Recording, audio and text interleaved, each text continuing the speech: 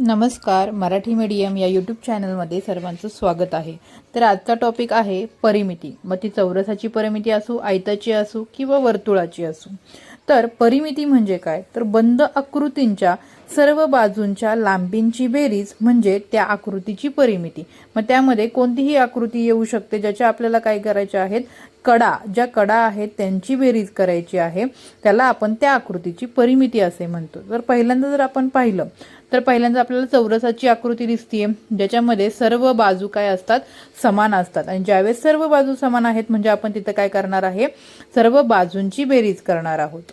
इथे आपण परिमिती म्हणजे काय समजून घेत आहोत, पण त्याच्या संबंधित कशी उदाहरणे आपल्याला विचारली जाऊ शकतात हे आपण पुढे पाहणार आहोत। त्यामुळे तुम्ही हा व्हिडिओ स्किप न करता पूर्ण शेवटपर्यंत पाहायचा आहे। चौरसामध्ये सर्व बाजूंची जर बेरीज केली तर बाजू किती आहेत, तर 4। म्हणून इथं फॉर्म्युला तयार होतो, चौरसाची परिमिती बरोबर 4 गुणिले बाजू। तर ही आहे चौरसाची परिमिती।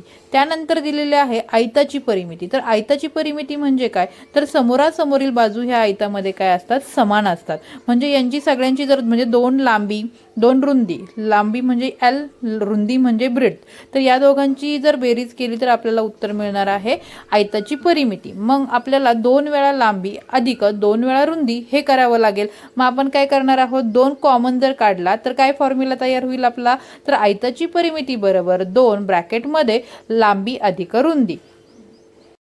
आता इथे समभुज त्रिकोणाची परिमिती सांगितली आहे। समभुज म्हणजे सर्व बाजू समान असणारा त्रिकोण आणि समद्विभुज म्हणजे 2 बाजू समान असणारा त्रिकोण। तुम्हाला त्रिकोण कसाही दिला जाऊ शकतो ज्याच्यामध्ये 2 बाजू समान असतील किंवा 3 बाजू समान असतील किंवा तिन्ही बाजू समान असणार नाहीत। कसंही एक्झाम्पल असेल तरी तिन्ही बाजूंची तुम्हाला बेरीज करायची आहे आणि उत्तर परिमिती म्हणून काढायचं आहे। आता त्यानंतर वर्तुळाची परिमिती म्हणजे काय, तर वर्तुळाच्या परिमितीचं सूत्र हे 2 पाय आर आहे, परंतु तुम्हाला पाय ही कन्सेप्ट आता लगेच नाहीये, त्याच्यामुळे तुम्हाला फक्त वर्तुळाची परिमिती म्हणजे वर्तुळाची कडा म्हणजे तुम्हाला गोलाकार असं वर्तुळ दिलेलं आहे, त्याला कुंपण घातलेलं आहे, असे एक्झाम्पल इथे येऊ शकतात। परिमिती संदर्भात हे उदाहरण दिलेलं आहे, 18 मीटर रुंद असणाऱ्या बागेला दुहेरी कुंपण घालण्यासाठी 10 रुपये प्रति मीटर दराने 1920 रुपये खर्च झाला तर आयताची लांबी किती मीटर असेल। तर अशा पद्धतीचे प्रश्न तुम्हाला कसेही फिरवून विचारले जातात। तर तुम्हाला कन्सेप्ट जर क्लिअर असेल तर तुम्हाला हे प्रश्न सोडवायला सोपे जातात। तर पहिल्यांदा आपण एक एक स्टेप वाचत जाणार आहोत।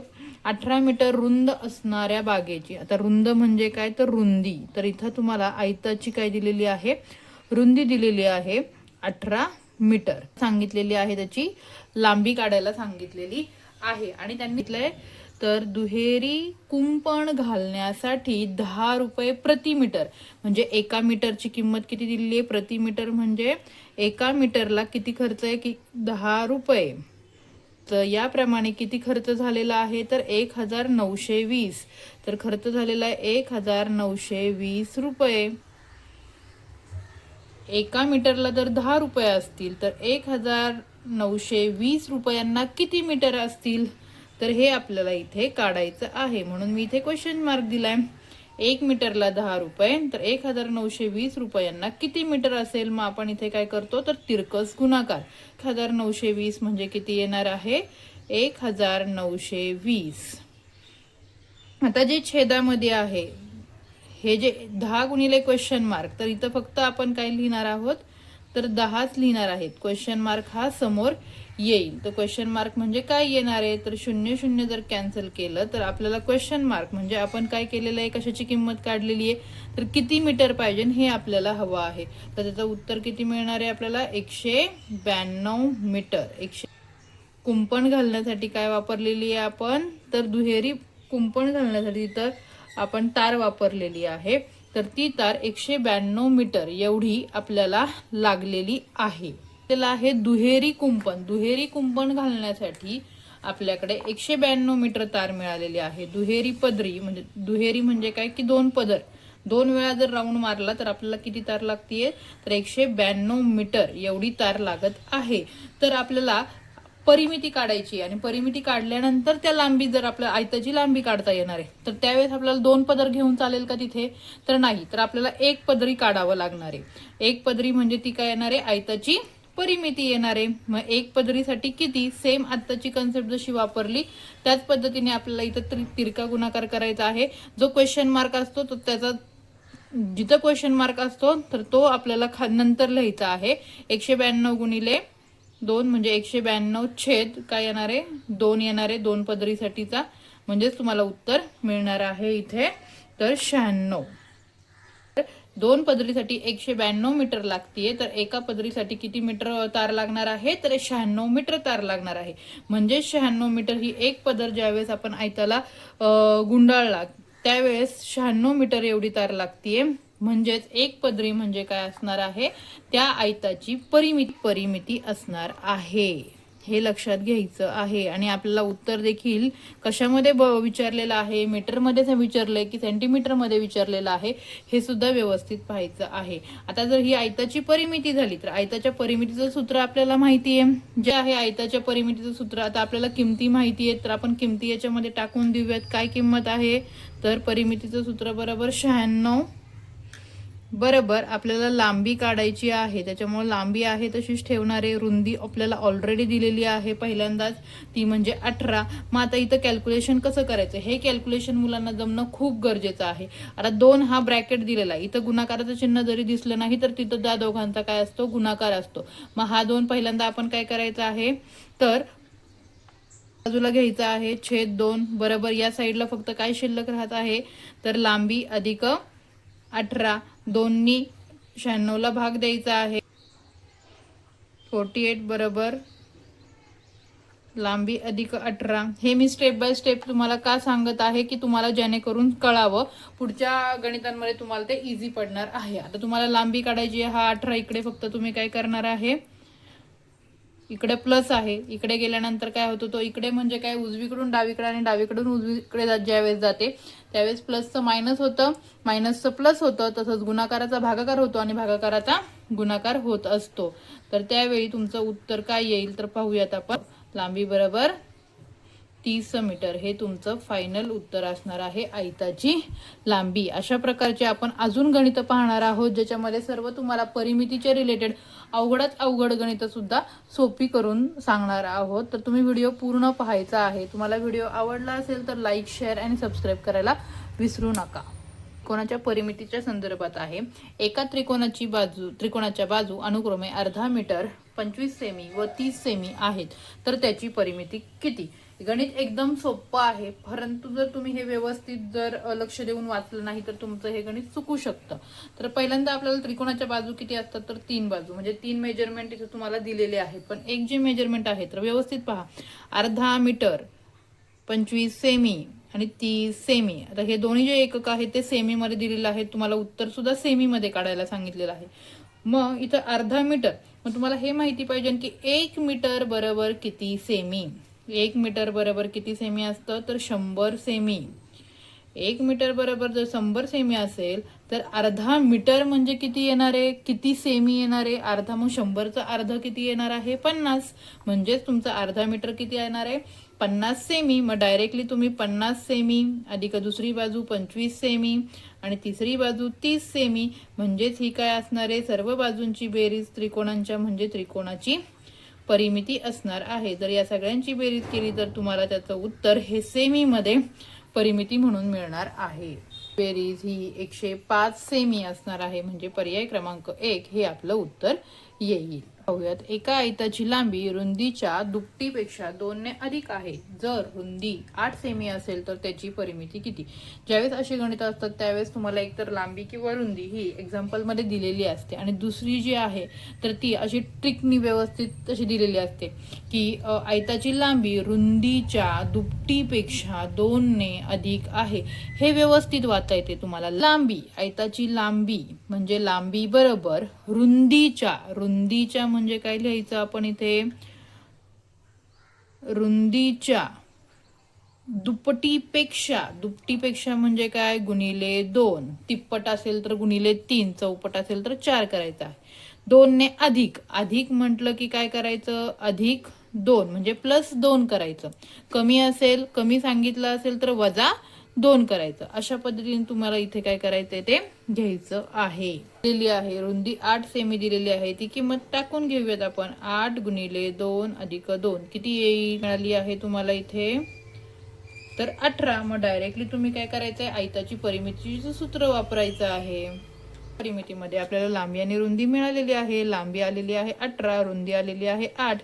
यांची बेरीज करायची आहे आणि तुम्हाला परिमिती मिळून 26 गुणिले 2. इथं काहीच चिन्ह नाहीये म्हणजे काय 26 गुणिले 2 उत्तर किती येणार आहे सेमी. म्हणजे काय येणार आहे तुमचा पर्याय क्रमांक 1 हे तुमचं उत्तर येणार आहे. तर अशा एका आयताची परिमिती दिलेली आहे 32 सेमी. त्यांच्या रुंदीमध्ये 4चा फरक आहे तर त्यांची लांबी किती. आता इथं आयताची परिमिती जर पहिल्यांदा दिलेली आहे आणि लांबी काढायला सांगितलेली आहे आणि काय दिलेलं आहे त्यांच्या रुंदीत 4चा फरक आहे. आता त्यांच्या म्हणजे कुणाच्या तर आयतामध्ये काय असतं फक्त लांबी आणि रुंदी या दोनच गोष्टी असतात बरोबर.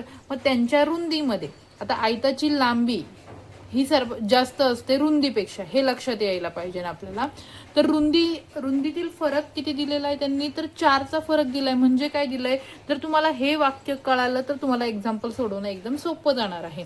तर तुम्हाला सांगितलं आहे त्यांच्या रुंदीत म्हणजे कुणाच्या आयताच्या रुंदीत 4चा फरक आहे. तर 4चा फरक हा कुणामध्ये असणार आहे तर लांबी ही सगळ्यात जास्त असते आणि रुंदी ही कमी असते. म्हणजे लांबीपेक्षा 4ने काय आहे रुंदी ही लहान आहे असं त्यांना म्हणायचं आहे. पण त्यांनी वाक्यरचना थोडी वेगळी केल्यामुळे हे समजायला अवघड होतं. हे जर तुम्हाला समजलं तर उत्तर सोडवता येणार आहे.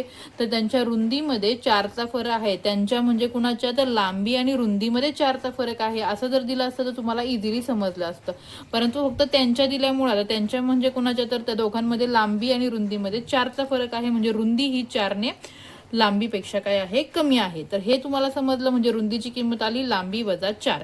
त्यानंतर आता इथे डायरेक्टली आपल्याला फॉर्म्युला वापरायचा आहे आणि फॉर्म्युल्यामध्ये ज्या किमती आपल्याला दिलेल्या आहेत त्या किमती टाकून आपल्याला लांबी काढायची आहे. आता हे जे सूत्र झाले सूत्रामध्ये आयताची परिमिती किती दिलेली आहे 32 सेमी ते आहे तसंच टाकलं बरोबर. 2 आहे तसाच घेतला. लांबी दिलेली आहे का नाही आपल्याला लांबी काढायची आहे त्याच्यामुळे लांबी आहे तशीच ठेवलेली आहे. रुंदी काय दिलेली आहे आपल्याला तर लांबी वजा 4 हे दिलेलं आहे. तर आता आपण पहिल्यांदा काय करू हा जो 2 गुणिले तो या साईडला घेऊयात आणि तो काय करू इकडे भागिले करू छेद 2 बरोबर. इकडे शिल्लक काय राहते लांबी आणि लांबी. आता मला सांगा लांबी आणि लांबी यांची बेरीज होईल का होईल कारण की त्यांची एकके सेम आहेत आणि लांबीला काहीच नसतं म्हणजे इथं काय संख्या असते 1 ही दिलेली असते. म्हणजे 1 लांबी अधिक 1 लांबी यांची बेरीज किती येणार आहे तर 2 लांबी. 2 लांबी आणि हे वजा 4 आहे तसंच ठेवायचे. उत्तर किती आलं 16 बरोबर. 2 लांबी वजा 4. आता मला सांगा 2 लांबी आणि वजा 4 यांची वजाबाकी होईल का नाही कारण की एकके इथं लांबी आहे याला 4ला लांबी आहे का नाही. तर अशा वेळी बेरीज किंवा वजाबाकी आपण करू शकत नाही. मग काय करणार आहे आपण हा वजा 4 जो आहे तो या साईडला घ्यायचा आहे म्हणजे तो काय होईल अधिक 4 म्हणजे 16 अधिक 4 बरोबर. इकडे काय फक्त शिल्लक राहिलेला आहे उजवीकडे 2 लांबी. 2 लांबी या दोघांची बेरीज होऊ शकते किती येणार आहे 20 बरोबर. काय आलेलं आहे 2 लांबी. आता 2 आणि लांबी यांच्यामध्ये काहीच चिन्ह नाही म्हणजे तिथं काय असतं तर गुणाकार असतो. बरं तिथं गुणाकार आहे आपल्याला फक्त लांबी विचारलेली आहे. मग 2 हा इकडे फक्त तुम्ही डावीकडे घेतल्यानंतर काय होईल गुणिलेचं भागिले होणार आहे 20/2 आणि इकडे फक्त शिल्लक काय राहणार आहे तुमची लांबी. मग 2नी जर 20ला भाग दिला तर कितीचा भाग जाणार आहे 10चा. म्हणजेच तुमचं फायनल उत्तर येणार आहे मिळणार आहे लांबी बरोबर 10 सेमी. म्हणजेच पर्याय क्रमांक 4 हे तुमचं फायनल उत्तर आहे येणार आहे 10 सेमी. अशा पद्धतीने तुम्हाला व्यवस्थित आकलन करून अशी गणितं सोडवायची आहेत. बाजूच्या आकृतीमध्ये 8 सेमी बाजूचा चौरस असून त्याच्या 4ही बाजूंनी अर्धवर्तुळ आहे. वर्तुळाचा परिघ 88 सेमी असल्यास आकृतीची परिमिती किती. तर जी बाजूला आकृती दिलेली आहे त्याच्यामध्ये चौरस आहे त्याची 8 सेमी काय आहे बाजू म्हणजे सर्व बाजू काय आहेत समान आहेत आणि त्यानंतर त्याच्या भोवताली दिलेला आहे तुम्हाला सर्व अर्धवर्तुळ आणि अर्धवर्तुळासाठी तुम्हाला आता जर तुम्ही व्यवस्थित आकृती पाहिली तर तुम्हाला एक गोष्ट लक्षात येईल की तुम्हाला काय काढायची ह्या आकृतीची परिमिती काढायची आणि ज्यावेळेस आपण आकृतीची परिमिती काढतो त्यावेळी फक्त आपण आकृतीच्या काय करतो कडा घेतो. आतमधल्या बाजूमधली जी काही गोष्टी आहेत त्या आपण घेत नाही. मग कडा जर पाहिला तुम्ही तर आपल्याला या कडा काढायच्यात आणि या कडा जर तुम्ही पाहिला तर काय सर्व कडा चारही कडा ह्या अर्धवर्तुळ दिलेल्या आहेत. तर यावेळी तुम्हाला वर्तुळाचं परिघ दिलेलं आहे. वर्तुळाचं परिघ म्हणजे काय तर वर्तुळाची कडा म्हणजे पूर्ण वर्तुळ म्हणजे काय म्हणजे परिघ असतो. जर एक वर्तुळाचा परिघ हा 88 असेल तर अर्धा वर्तुळाचा परिघ किती येणार आहे म्हणजे अर्ध वर्तुळाचा परिघ किती येणार आहे म्हणजे 88/2 जर केलं तर उत्तर मिळतंय 44 सेमी म्हणजे अर्धा परिघ म्हणजे 44 सेमी येणार आहे.